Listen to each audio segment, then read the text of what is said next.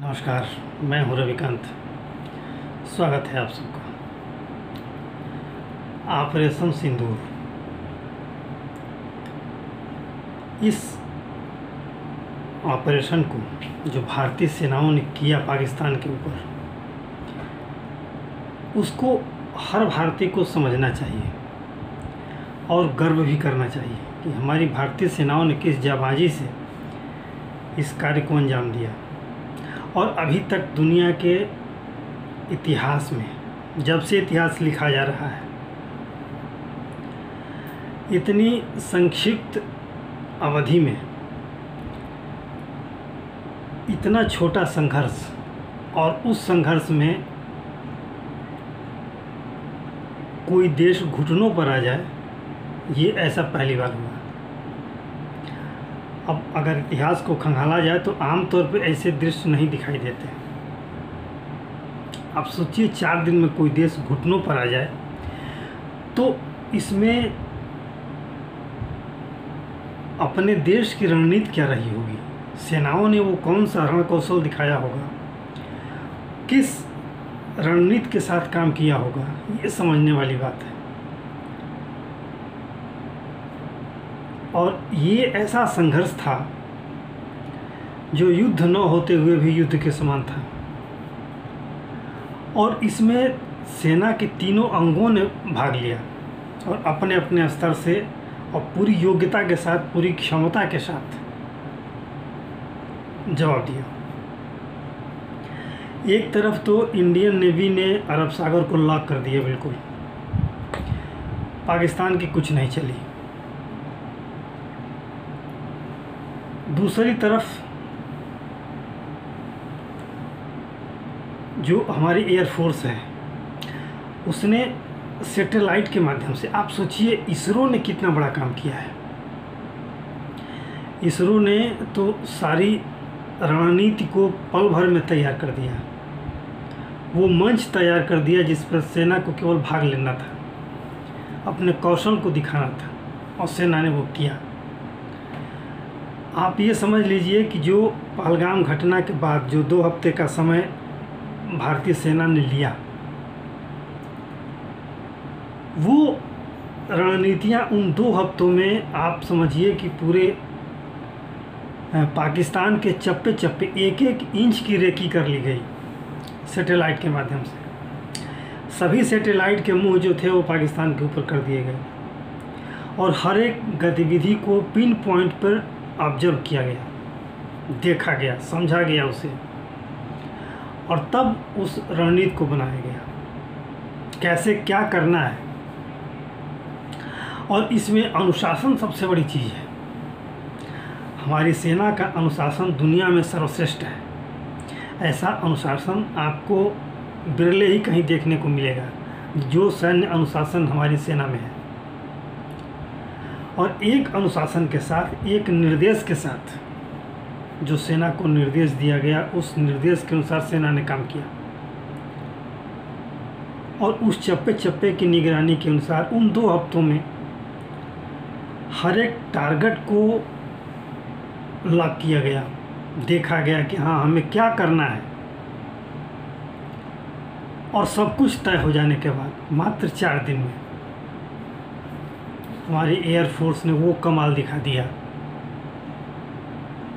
जो दुनिया के कोई देश ऐसा करते हुए दिखते नहीं हैं। हो जाए कभी एक इक्का दुक्का कोई उदाहरण हो तो नहीं कहा जा सकता, लेकिन फ़िलहाल ऐसे उदाहरण दिखते नहीं हैं। आप देखिए इजराइल और गाज़ा में क्या स्थिति है, हमास और इजराइल के बीच जो संघर्ष हो रहा है, यूक्रेन और रूस के साथ जो संघर्ष हो रहा है, लगातार चल रहा है। लेकिन ये संघर्ष केवल 4 दिन का था, और 4 दिन पर दुश्मन अगर घुटनों पे आ जाए तो उस रणनीति की जाबाजी को समझिए, उस तकनीक को समझिए। और इसमें सबसे बड़ी बात, अधिकांशतः उन हथियारों का या उन उपकरणों का इस्तेमाल किया गया जो स्वदेशी थे। S-400 मिसाइल जो एयर डिफेंस सिस्टम है, रूस से मिला हुआ है। इसके साथ हमारी आकाश मिसाइलें हैं, ये भी डिफेंस सिस्टम का ही हिस्सा है। आकाश 3 दशक पहले इसे तैयार किया गया था, और उस समय जब तैयार हुआ था तो इसके परीक्षण जो हुए थे काफ़ी उत्साहजनक थे, और इसमें कुछ आधुनिक परिवर्तनों के साथ ही सेना में शामिल हुआ। इसको अपग्रेड किया गया और नए तरीके से, और ये जितना कारगर तरीके से काम की है, एक दुनिया के सामने ये मिसाल है। ये भारत की मिसाइलें हैं, भारत की सुरक्षा प्रणाली है, भारत के आधुनिक उपकरण हैं, जिन्होंने दिखाया है भारत की ताकत, भारत की सोच, भारत की वैज्ञानिक क्षमता, भारत की सैन्य क्षमता को दिखाया है। तो इसमें अधिकांशतः स्वदेशी था, और रणनीति कौशल तो हमारा था ही, और इन सभी को मिला करके जो घेरेबंदी की गई हमारी सेनाओं के तीनों अंगों के द्वारा, उस घेरेबंदी ने, उस रणनीति ने, और उस आक्रामक क्षमता ने, उस वैज्ञानिक क्षमता ने, उस बौद्धिक कौशल ने 4 दिन में दुश्मन देश को घुटनों पर ला दिया। इस युद्ध का संदेश, जैसे जैसे ये 4 दिन जो संघर्ष चले, उसमें सबसे ज़्यादा सांसें जो फूल रही थीं वो चीन की थी। चीन के सभी उपकरण फुस साबित हुए, कोई उपकरण सफल नहीं रहा। भारतीय सेना ने, हमारे भारतीय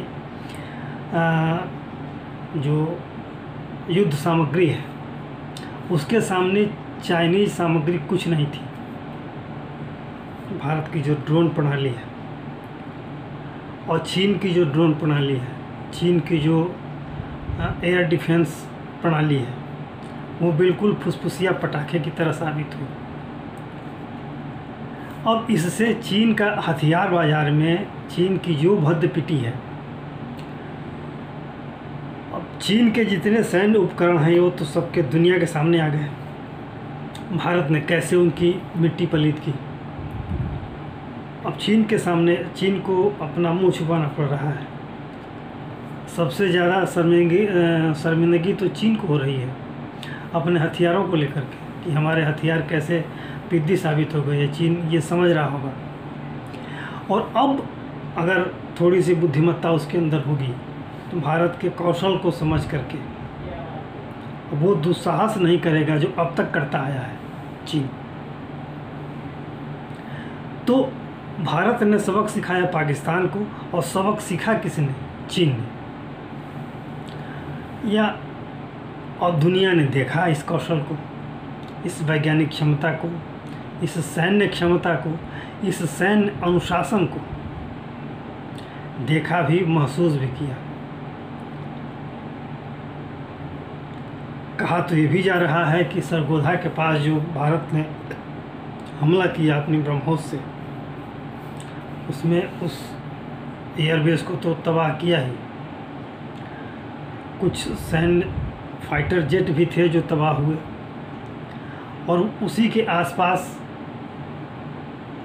किराना हिल्स में के करीब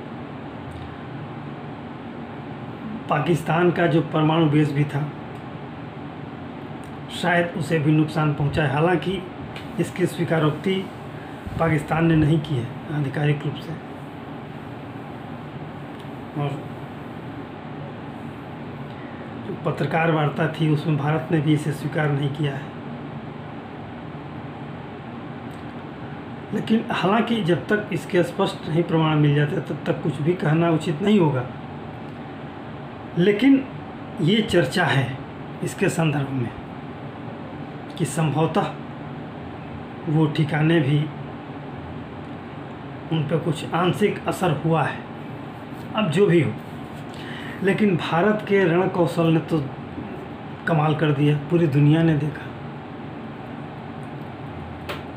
तो ये सबक हम सब भारतीयों को जानना चाहिए कि भारत का सैन्य अनुशासन, भारत की सैन्य क्षमता, भारत का वो रणनीतिक कौशल, पिन पॉइंट पर रणनीति बना करके किस तरह से आक्रामक क्षमता के साथ भारत ने प्रदर्शन किया, भारत की सेनाओं ने प्रदर्शन किया, किस तरह से घेरेबंदी की और किस तरह से आक्रमण किया, ये सब कुछ एक सबक की तरह था और इसे हर भारतीय को याद रखना चाहिए। ख़ास तौर से युवाओं को सबक के रूप में इसे पढ़ना चाहिए, समझना चाहिए। आज के लिए इतना ही। आशा है ये वीडियो आपको अच्छा लगा होगा। आपसे अनुरोध है कि आप इसे लाइक करें, शेयर करें और सब्सक्राइब करें। धन्यवाद।